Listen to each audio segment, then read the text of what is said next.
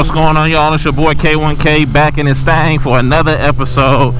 And today I'm gonna go ahead and check out my boys at Track Ready Performance and take Arya up there, go ahead and get her weighed, see what she's looking like, and then just gonna throw her on the dyno just to see if we can clean up some of the air fuels a little bit, and then I'll get some street logs on another day or probably on the way home. I did change stacks to modified 16 to 18 short stacks, and I have a modded airbox in here now, so need to get probably just a little bit of revisions that can be done quick on the dyno, and then maybe 1 or 2 street logs that should be dialed in pretty good. So we'll see if it makes a difference, if it feels any better. My MPT stats was doing great. I just want to try these out because I know this is pretty much the cookie cutter go-to that it seems like everybody's running. So obviously a lot of dudes are doing something right, so I kind of want to try it out for myself and see how she performs with them, and go from there. But as far as what Arya weighs, man, I'm not sure what to expect, but based on what I know John's bike weighs, I'm gonna guess she's probably gonna be like 384 or something like that. 385 is dry. He's got less weight than me. He's got wheels and stuff on his bike, no case covers, no frame sliders, so that saves a little bit of weight there. Other than that, we're pretty close and other stuff. He also has a titanium exhaust and I have stainless, so it's like 3.5 pound difference on the Acura's, but I don't know how the stainless Acura compares to some of the other exhaust systems that are TI or whatever, but we'll see. So that's what I'm gonna guess now. Then when I get wheels, I think I'll be able to get into the 370s, and that'll be pretty good, man. I'll be happy with that. So she definitely ain't the lightest, but she's nice. I love her, man. So we'll see what's up. And also, wasn't expecting to buy a track bike right now, but there is a gentleman local to me that's selling a 2014 Gixxer with like 6,600 miles on it.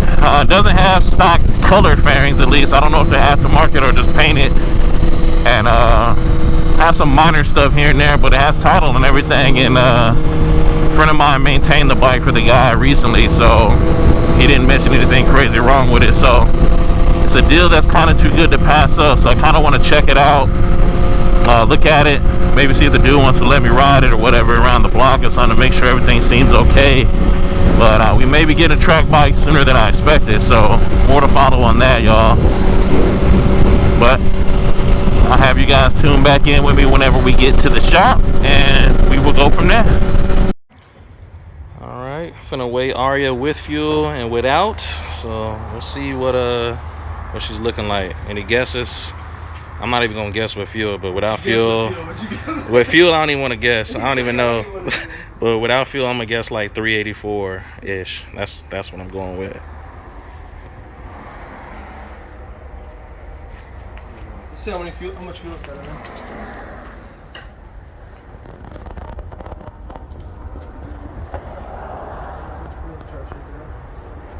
So with fuel, 410. 410 with fuel. All right. 410 with fuel. All right. Let me see. Yeah, well, he already shook it in. Okay, yeah. But I got a picture though. All right, no problem. I'll post it quick. Cool. 410 with fuel. 410 with fuel. If I had to guess, probably like, I think it's like 1.5 gallons to 2 gallons in there, because I think it's what, 3.3 gallons or something tank. I filled up and all. The tank is like 4.5. Oh yeah, so more than that. It's probably over 2 gallons left in there, so we'll see. Alright, we're gonna go ahead and reset the scales and weigh it with the fuel all drained out. We got about another gallon or so out of it after we pull the tank up, but you can see both seats are off and the side tank fan, so I mean, slightly not all the way set up the way it would be on the street, but we'll still get a pretty decent number on there. But we'll see what it weighs. I know it's gonna be a little heavier than I'd hope, but we'll see.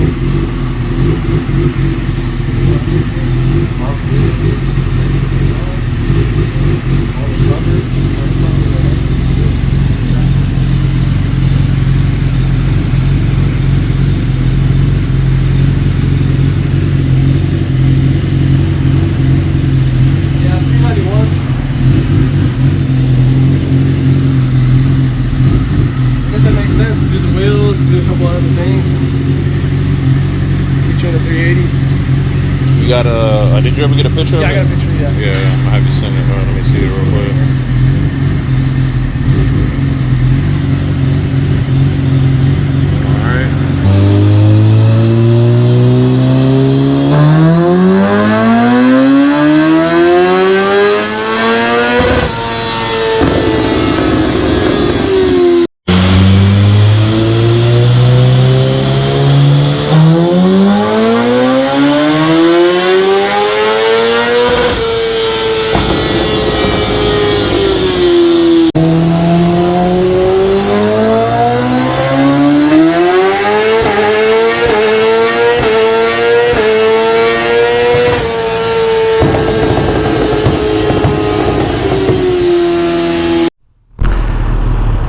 Alright, y'all, so y'all can see definitely weighed more than I was anticipating, but it makes sense though at the same time, because I was trying to make a comparison based off of John's bike.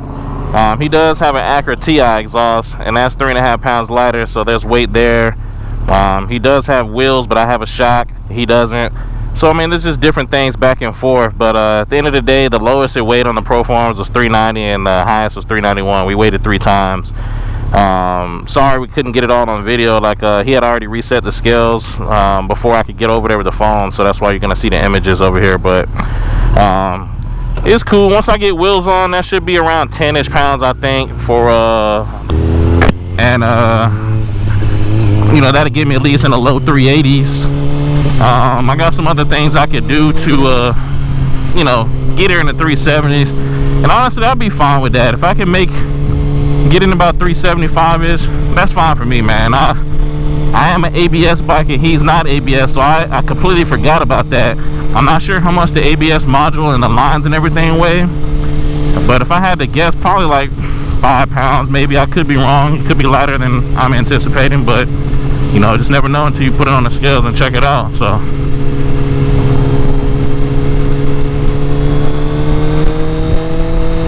but overall, pretty productive day, man. We got her on the scales to make some adjustments.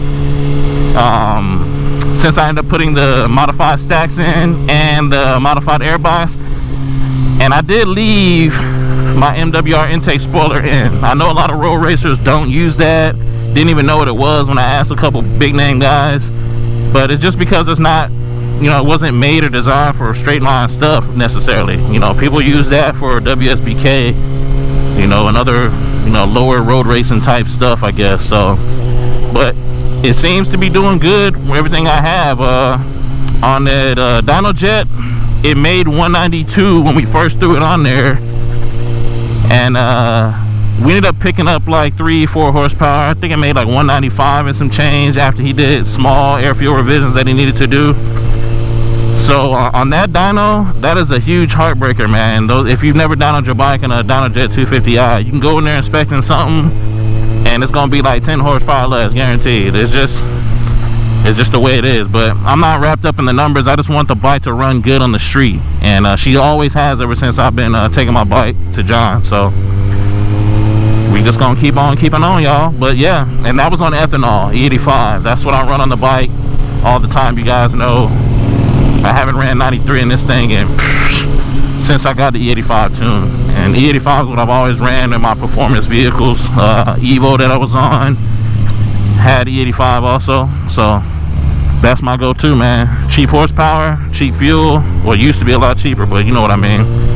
So it's hard to beat E85, man. But yeah, man, that's pretty much it, man. Happy with the results, and you know, just it's good going to a shop that you can trust to take care of your bike. It always makes, you know what I'm saying, that peace of mind factor just be great, man. So I love that. But that's gonna go ahead and do it for the video, y'all. Thanks. Y'all tune in next time. Thanks for tuning in with me today, and I appreciate you guys supporting. Please don't forget to like, comment, share, and subscribe. And until next time, y'all take it easy. Peace.